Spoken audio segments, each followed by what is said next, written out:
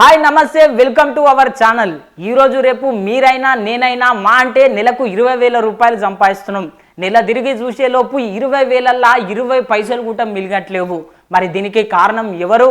మనమా, లేకపోతే మన ఖర్చులా, లేకపోతే ఈ ప్రభుత్వాల? ఏంది ఒకసారి తెలుసుకునే ప్రయత్నం అయితే చేద్దాం. మరి చిన్న కుటుంబం చింతలేని కుటుంబం అని చెప్పి మనం వెనకటి సంది చెప్పుకుంటున్నాం, కానీ ఈ రోజులల్లా చిన్న కుటుంబం అయినా ఎంతో చింతపడాల్సిన అవసరం అయితే వస్తూ ఉన్నది. మరి చిన్న కుటుంబం మరి ఎంత ఖర్చు పెడుతున్నది నెలకు సగటున ఒకసారి మీకు చెప్పే ప్రయత్నం అయితే నేను చేస్తా.